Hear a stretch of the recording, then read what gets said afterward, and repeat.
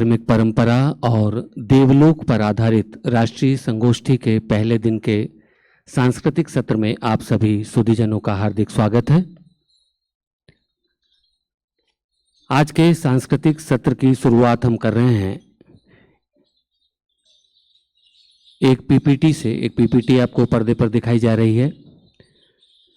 गौड़ जनजाति के चरवाहा समुदाय, जिसे ठाटिया भी कहते हैं, पर शोध सर्वेक्षण का एक अंश जो लगभग 10 मिनट का है, आपके अवलोकन के लिए दिखाया जा रहा है। इसका एकमात्र उद्देश्य है कि किस तरह से समुदाय के जीवन, व्यवहार और अन्य घटकों, तीज त्योहारों आदि पर कार्य किया जा सकता है। दस्तावेजीकरण की एक वानगी है यह, जो इस क्षेत्र में कार्य करने वाले शोधार्थियों के लिए उपयोगी होगी।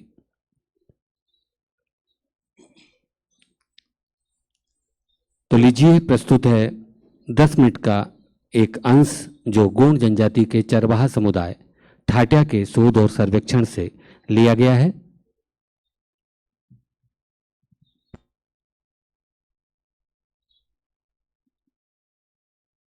हेलो, आप सभी को मेरा नमस्कार। मेरा नाम राजेंद्र मालवी है और ठाटिया गौड़ जनजाति में जो पूरे गांव के मवेशी को चराते हैं उनको कहा जाता है। इनके द्वारा पूरे गांव के मवेशियों को इनके द्वारा चराने के कारण इनको ठाटिया कहा जाता है। और ये पूरे गांव के जितने भी मवेशी होते हैं, हर घर के, ये इनकी जिम्मेदारी होती है। तो इस लिहाज से ये जो जनजाति है वो पूरे गांव के लिए जब काम करती है तो पूरा गांव उनके लिए काम करता है।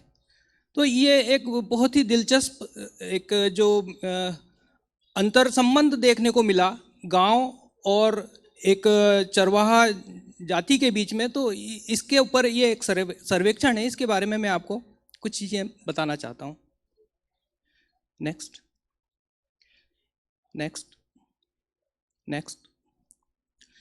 ये ठाटिया जनजाति गौड़ जनजाति से ही निकली हुई एक उपजाति है।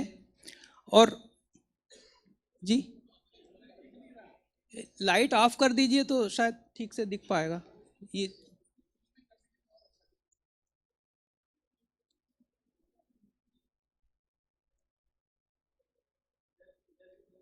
ये बंद कर दीजिए।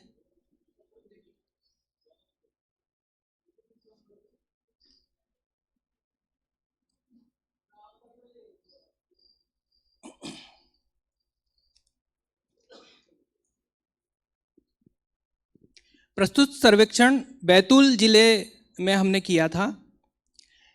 इस जनजाति में इनके द्वारा ऑफ कर दें।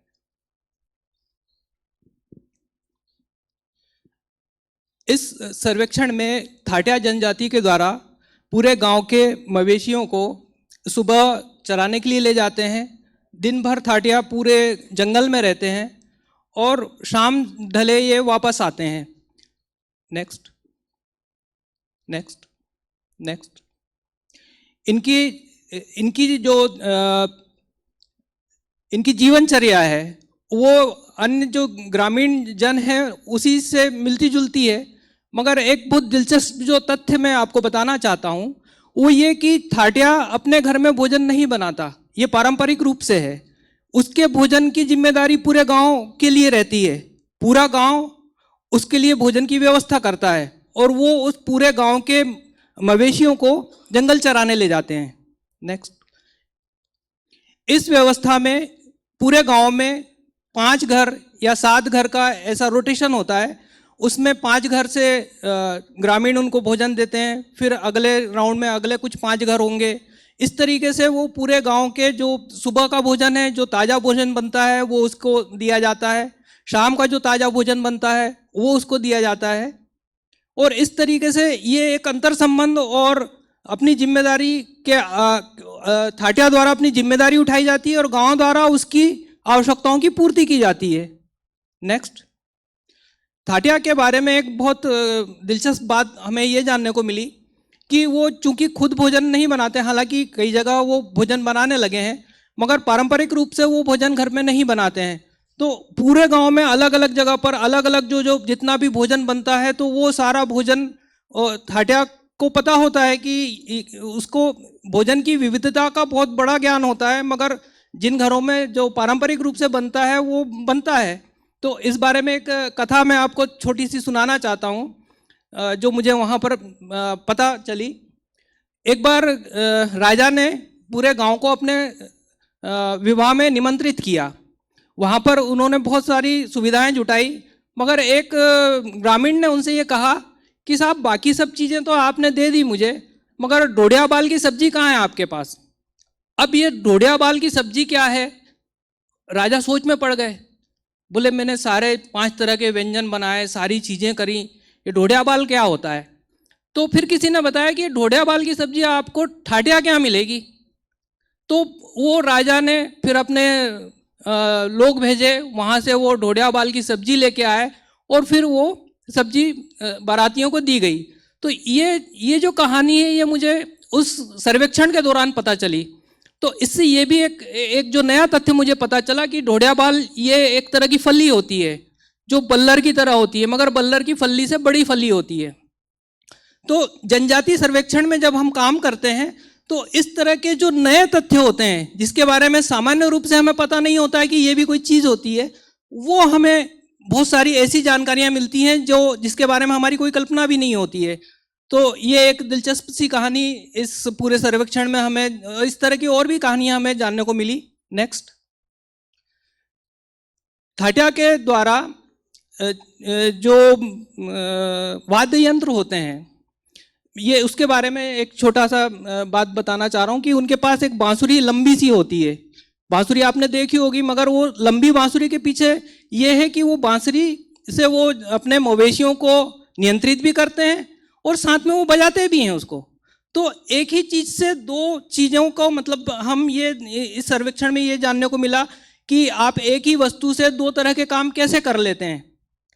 नेक्स्ट, ये एक तरह का उनका श्रृंगार है जो दीपावली के समय उनके द्वारा धारण किया जाता है।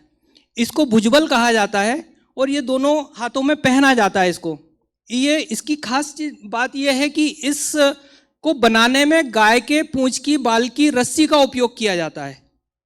तो गाय की बाल की पूंछ की रस्सी के बारे में मैंने पूछा कि ऐसा क्यों, तो उनका ये कहना है कि गाय के पूंछ की बाल की जो रस्सी होती है वो पानी में खराब नहीं होती और ये सालों साल चलती है। तो इस तरह का जो लोक विज्ञान हमें सर्वेक्षणों में पता चलता है, जब हम उनके पास बैठते हैं, बातचीत करते हैं, उन चीज़ों से उनको जानने की कोशिश करते हैं, तो वो अपना ज्ञान आपको देते हैं। इस तरीके से एक जो अंतर संबंध आपका और उनके बीच में बनता है, तो हम ये जो पुरातन हमारी धरोहर है इसके बारे में और ज़्यादा जागरूक होते हैं। नेक्स्ट, इनके पास ये इस तरह का ये जो आप देख रहे हैं क्रॉस बना हुआ है, इसको भंडारी कहा जाता है। ये भंडारी भी गाय के पूंछ के बाल की रस्सी से बना हुआ रहता है, बुना हुआ रहता है, और ये एक भंडारी में लगभग 4 किलो कौड़ियों का इस्तेमाल होता है, या पाई के हिसाब से हम कहें तो 3 पाई कौड़ी में ये इस तरह का तैयार होता है। ये गाय के पूंछ के बाल की बनी हुई रस्सी है। ये इस तरह का एक इनके पास यंत्र होता है जिसको वो कुकड़ा कहते हैं। इस कुकड़े में ये ऊपर एक जो डंडा लगा हुआ है, इसमें वो जो बाल रहते हैं उसको पहले वो काटते हैं, पूंछ के बाल काट के उनको धोया जाता है। धोने के बाद वो उसका गोला बनाते हैं। गोला बनाने के बाद ये इसमें उसको लपेटते हुए फिर इसको गोल गोल घुमाते हैं, तो इसके घुमाने से उसमें वो बल बनना शुरू होता है और इस तरीके से वो रस्सी तैयार होती है। नेक्स्ट, ये उन्हीं के द्वारा पहने जाने वाला एक जो मैंने बताया भुजबल और भंडारी है, ये उसको बनाते हुए दिखाया जा रहा है। आजकल गाय के पूंछ के बाल की रस्सी का उपयोग कम हो गया है, तो इसमें नायलॉन की रस्सी का भी उपयोग उनके द्वारा किया जाता है। इसमें ये घुंघरू हैं जो पैरों में पहने हुए हैं। तो ये घुंघरू जब ये नृत्य होता है इनका, इस नृत्य में इसके द्वारा वो ताल मिलाते हैं और ये भी उसी गाय के बाल के पूंछ की रस्सी से बना हुआ रहता है। ये इनका वाद्य यंत्र है। नेक्स्ट, हाँ, यहाँ मैं कुछ कहना चाहूँगा। यहाँ पर ये जो आप देख रहे हैं, ये इनके परिवार के जितने पुरखे होते हैं वो पुरखों की स्मृति में लगे हुए पीछे की तरफ पत्थर हैं जो एक चबूतरे के रूप में आप देख पा रहे हैं। और इसके बारे में भी एक दिलचस्प बात यह है कि जब उनके यहाँ कोई शांत हो जाते हैं तो जब वो घाट पर जाते हैं तब किसी को उनकी पवन आती है। उस पवन के आने के बाद वो डुबकी लगाते हैं। डुबकी लगाने के बाद जो पहला पत्थर हाथ में आता है, वो पहला पत्थर उस मृतक की स्मृति के रूप में वो विधि विधान से अपने घर लेके आते हैं और उसको इस तरीके से स्थापित करते हैं। इस तरीके से आप कभी देखेंगे तो पीछे चबूतरे में बहुत सारे ऐसे पत्थर आपको देखने को मिल सकते हैं। तो ये उनके पुरखों की स्मृति के रूप में उनके घरों में लगाते हैं। ये एक दिवाली का चित्र है। इस चित्र में मैं ये कहना चाहता हूँ कि जिस तरीके से हम शहरी क्षेत्रों में दीपावली मनाते हैं, थाटिया समुदाय और गोंड समुदाय के जो क्षेत्र हैं वहाँ पर दीपावली का जो पर्व होता है वो बहुत अलग तरीके से मनाते हैं।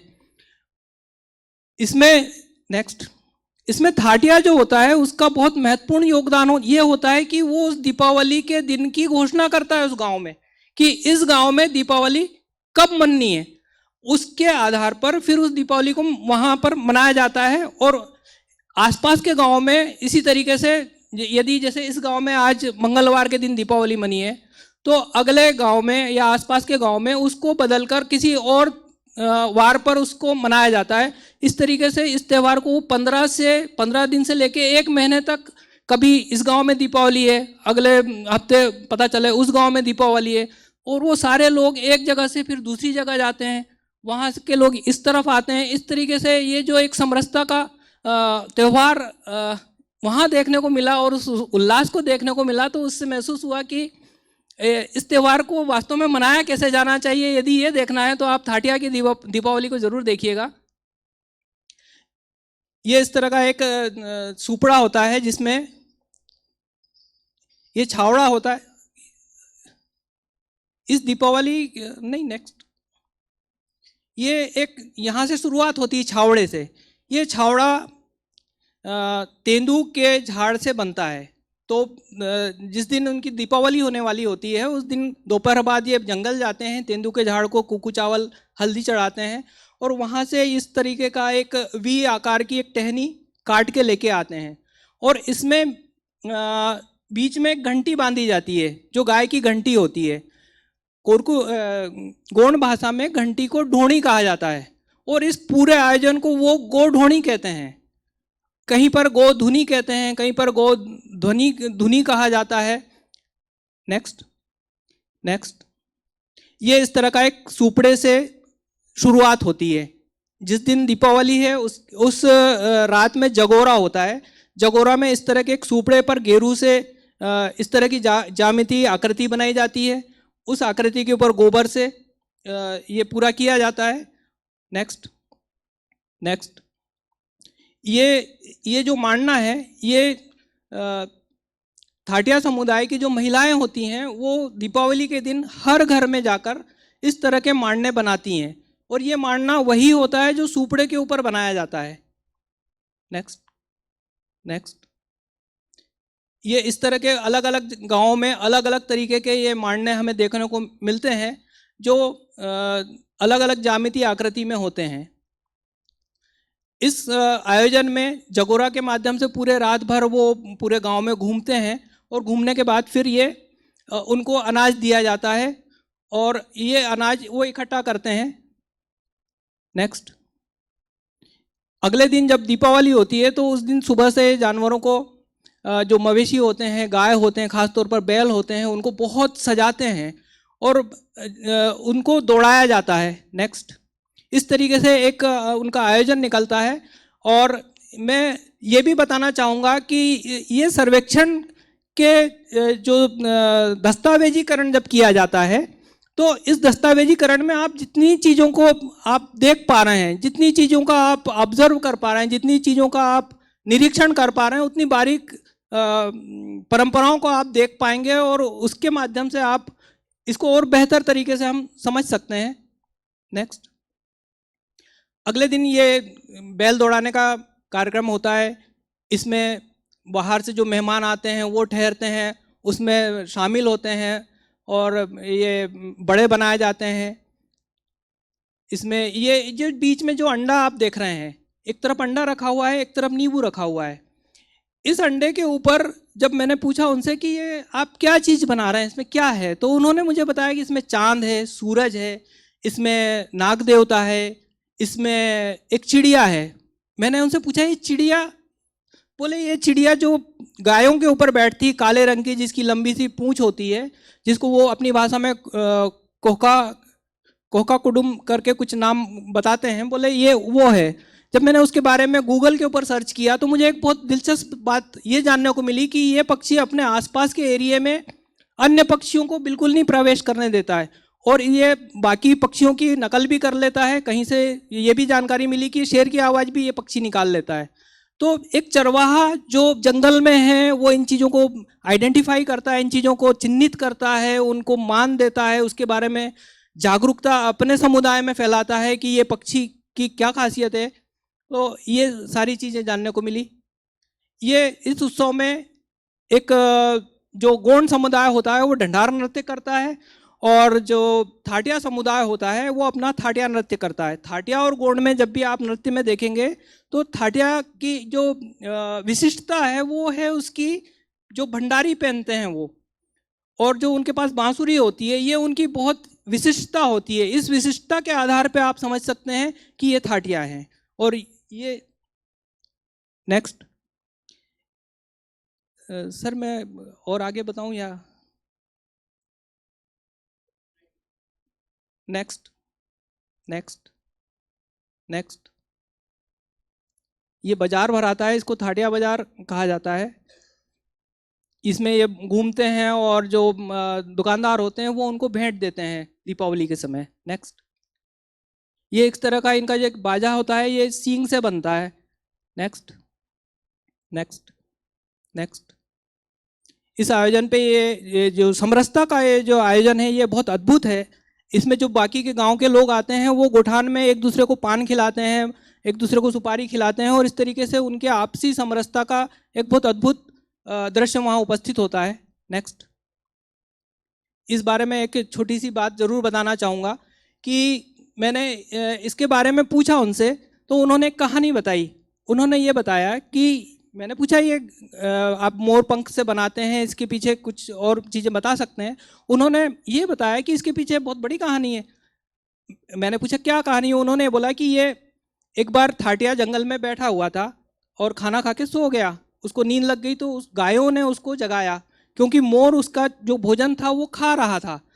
अब मोर के भोजन खाने से दो गायों को ये पता चला कि हमारे मालिक के लिए ये खतरा है, तो उन्होंने जगाया।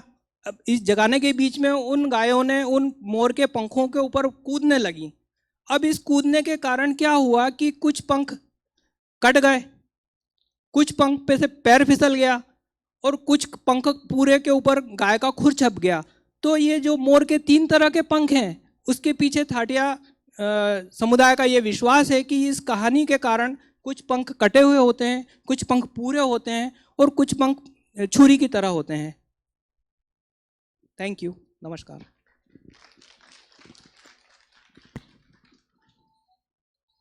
धन्यवाद राजेंद्र मालवी जी।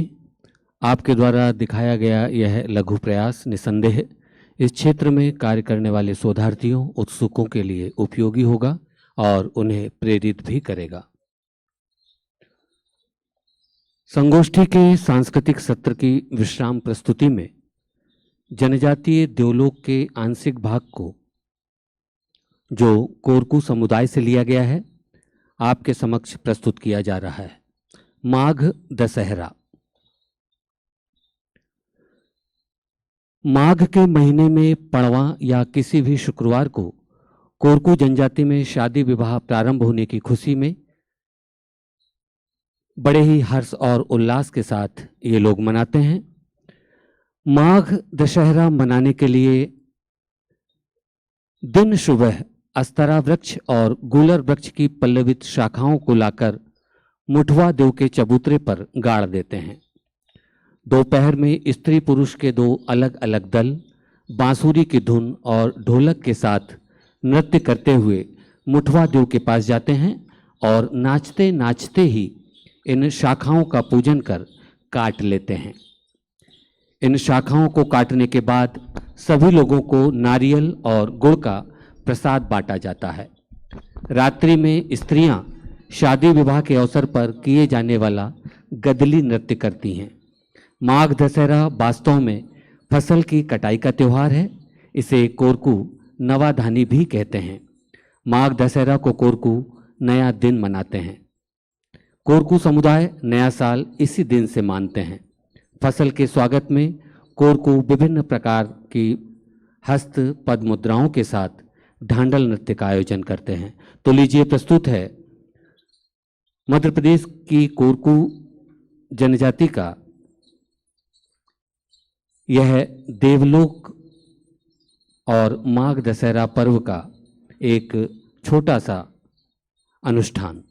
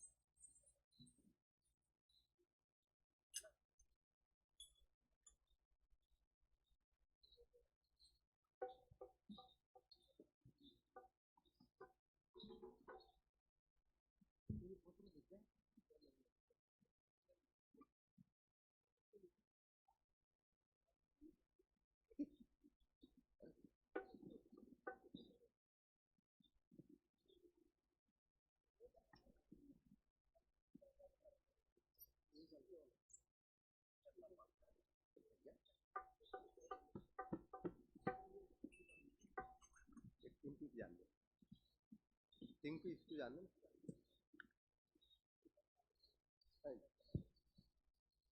बड़े वाले ये तो हाँ इसमें आ इसकी इधर जान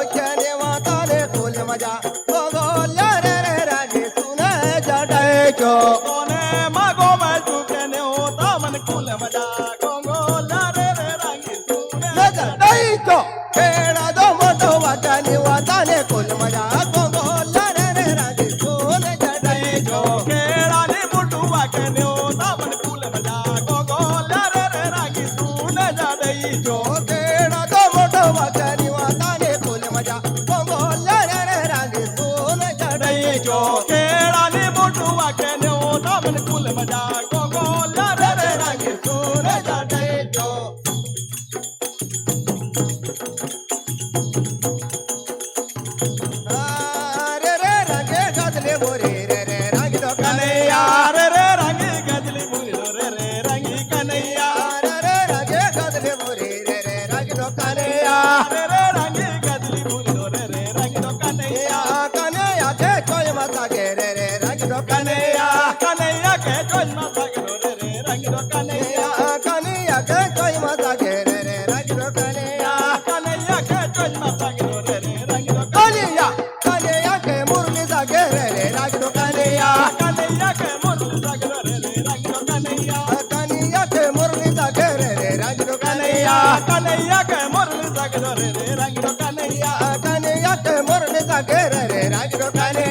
कन्हैया के मुरली सगरो रे रे सगरो कन्हैया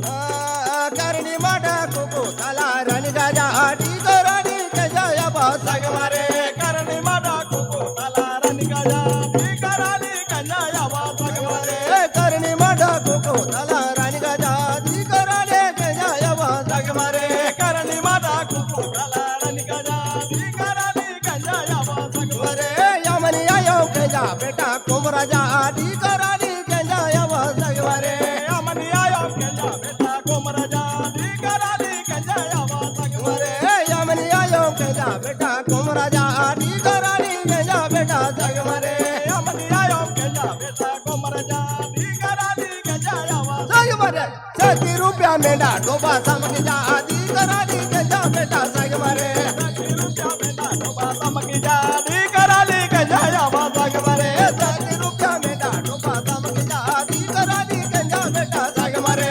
70 रुपया मेंढा डोबा समक जा दी रानी के जया बात सगवारे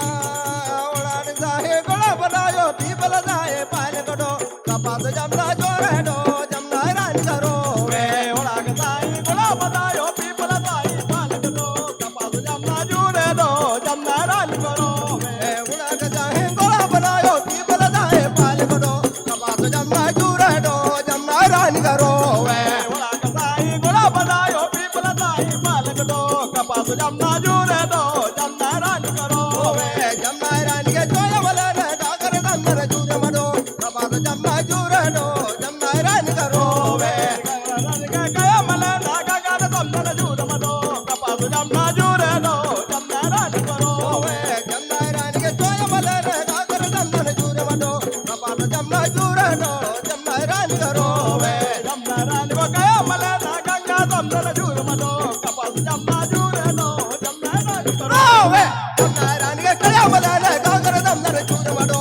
कपास जमना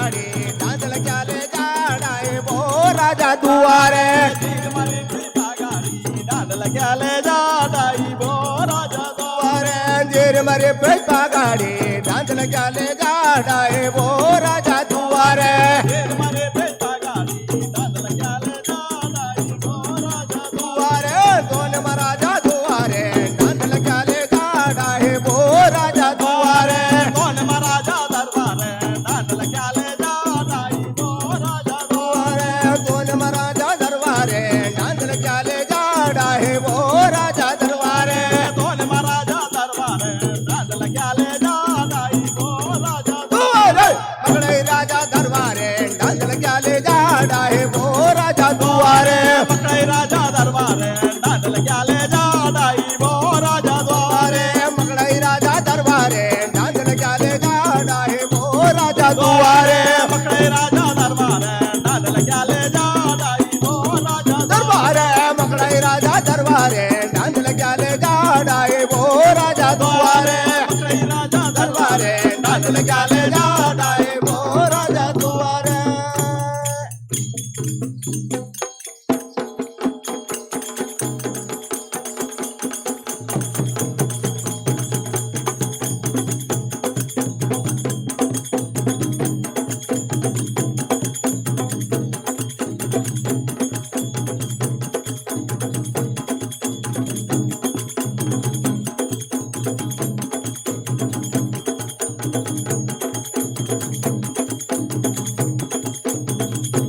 वंदे मातरम वंदे मातरम वंदे मातरम वंदे मातरम वंदे मातरम वंदे मातरम वंदे मातरम वंदे मातरम वंदे मातरम वंदे मातरम वंदे मातरम वंदे मातरम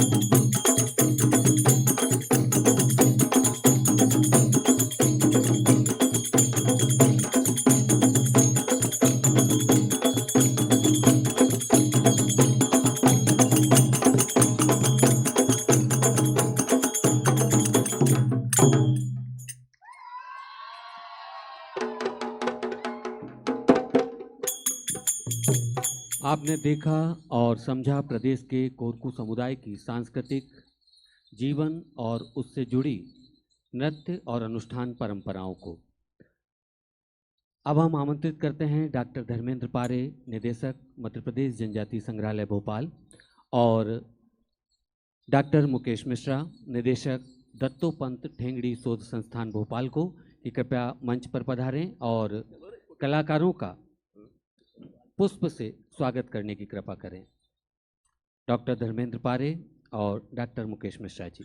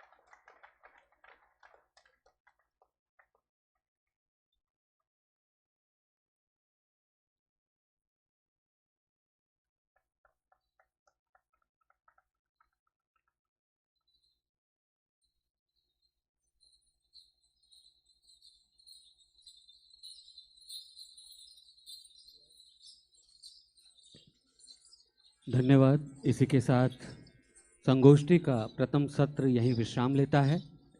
कल दूसरे दिन के सत्रों में हम पुनः मिलते हैं। तब तक के लिए धन्यवाद। शुभ रात्रि।